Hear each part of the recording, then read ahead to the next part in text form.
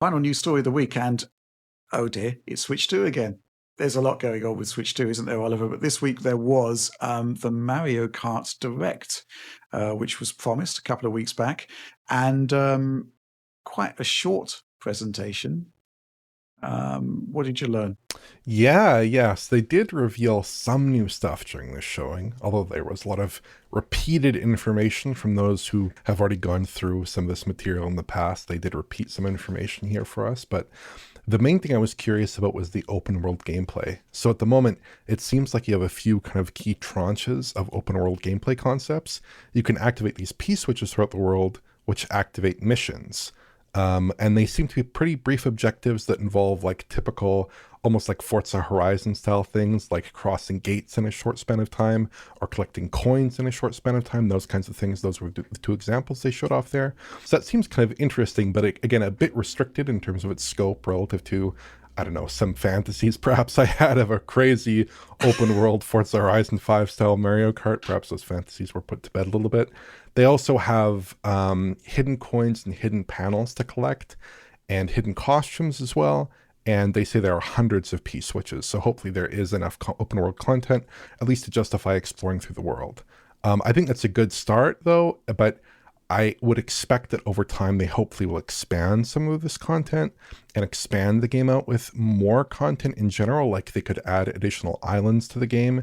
They could obviously add additional tracks to the game. With Mario Kart 8 Deluxe, they started with 32, and over the course of two big content expansions, they actually got it to 96 tracks. So I don't expect the same thing to happen here where they're adding in 64 tracks, but certainly they could add in some stuff, and I would hope that they would add in maybe more open world challenges as well through that process.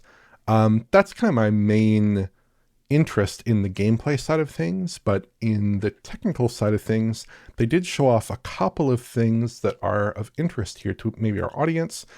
They did show off split screen, and as expected, it's 30 FPS when you have 4 players, which is no surprise.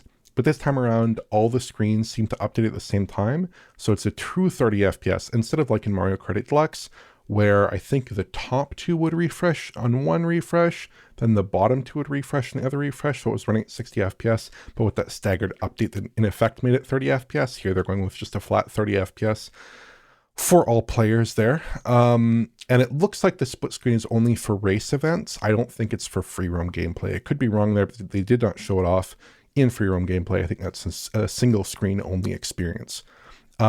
And there's some interesting things here in terms of the artwork as well. Like they're making pretty heavy use of normal maps, which I'm not at all opposed to, but in Mario Kart 8, they tended to have pretty flat looking surfaces, very diffuse looking surfaces.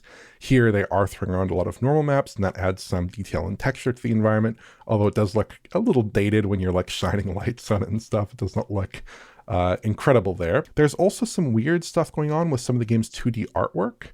So there's some billboards and signs that have kind of some low quality art in the mix there. So if you look at the car in this shot, the lines look pretty off. This bridge also looks a little bit weird. The poles, the orientation of the road, it doesn't really map out there or look super clean.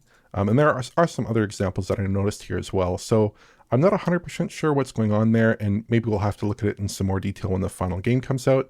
But maybe there's some quality control issue there, which wouldn't be too unexpected considering that there's like a vast amount of custom artwork for all the little signs in the game, and this game must be absolutely massive in terms of its art content production pipeline there.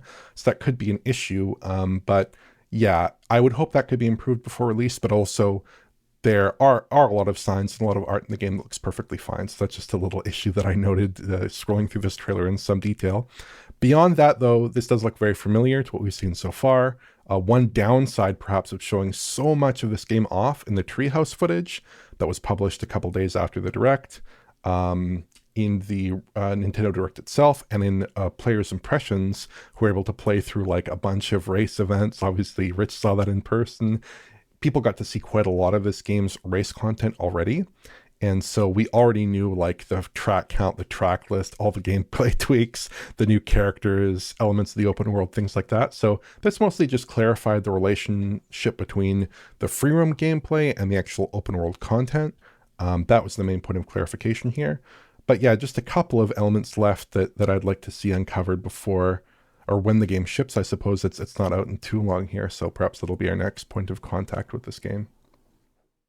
Okay, fair enough. Yeah, I mean that's interesting, right? Because obviously they need to keep the momentum for Switch 2 going forward, and by far the best game I think, based on what I saw, is indeed Mario Kart. So, if you're going to lean on that, you risk overexposing and showing too much, which seems to have kind of preempted a major PR beat here with this direct. What about this extra direct? What about a Fast Fusion direct? What about that? We haven't seen anything of that game, hardly.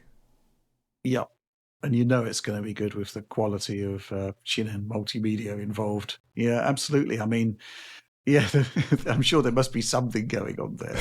But then again, you think back to the Switch 1, and Fast RMX wasn't a major focus for marketing when it really should have been. So I don't know. Maybe they can rethink for this one. I certainly just want to see more on that one. Any final thoughts there, Alex? I guess not. Not for this one. Good job, Oliver.